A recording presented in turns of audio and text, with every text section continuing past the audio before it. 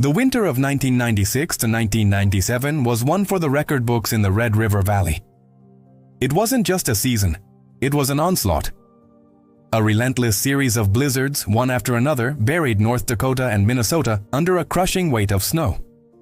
Some areas saw nearly 100 inches, a staggering amount that piled into massive drifts, turning familiar landscapes into an alien, frozen world.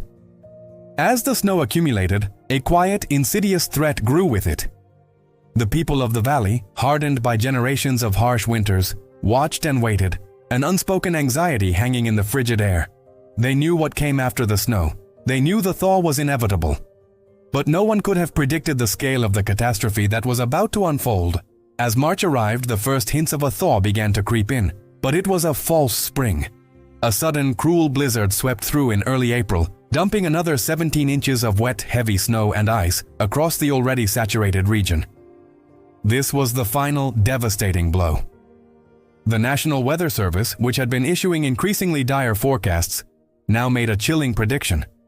The Red River would crest at an unprecedented 49 feet in Grand Forks. It was a number that defied belief. The existing dikes, the city's primary defense, only stood at 51 feet. It was a race against time, a desperate, frantic battle to hold back a force of nature that was growing more powerful by the day. The entire community mobilized. It was a scene of frantic, determined energy.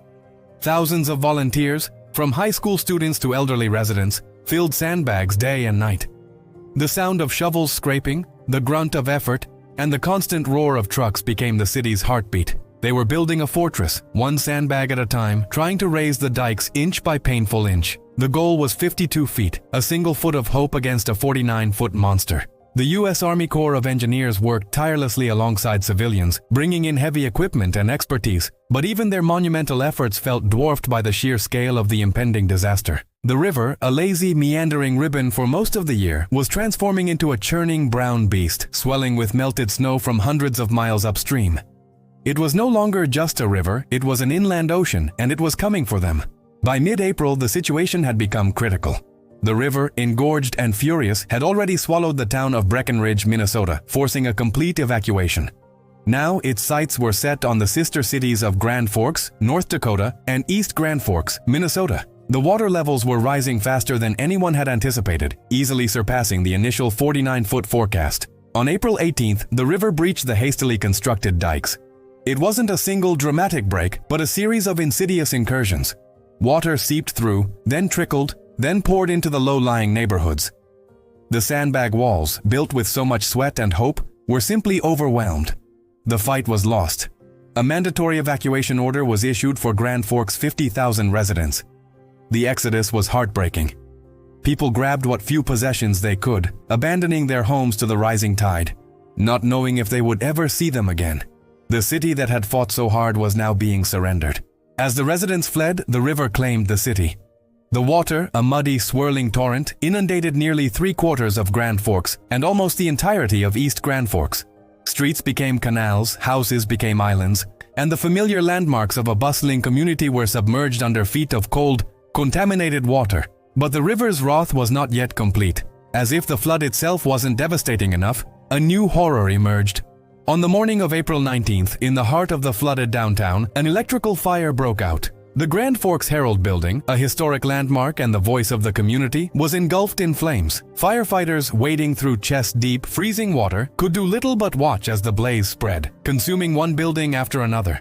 The smoke and flames, rising above the vast expanse of brown water, created a surreal, apocalyptic scene.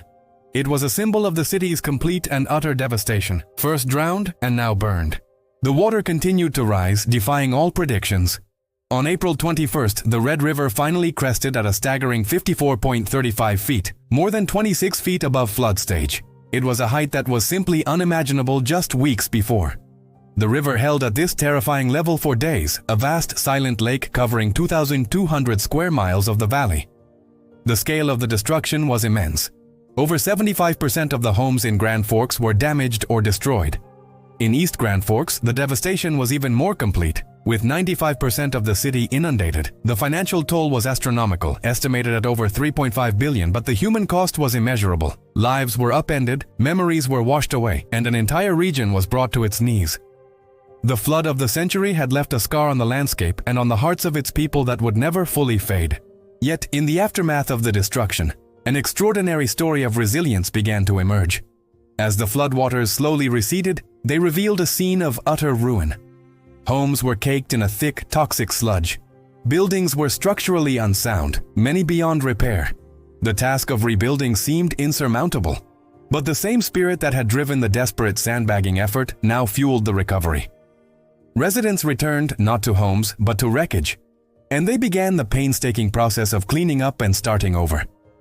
The federal government, recognizing the unprecedented scale of the disaster, provided billions of dollars in aid, a crucial lifeline that made recovery possible. The cities of Grand Forks and East Grand Forks did not just rebuild, they reimagined themselves. They made a solemn vow, never again. A massive permanent flood protection system was designed and constructed. Entire neighborhoods that had been located in the most vulnerable, low-lying areas were bought out and demolished, transformed into a vast greenway that now lines both sides of the river.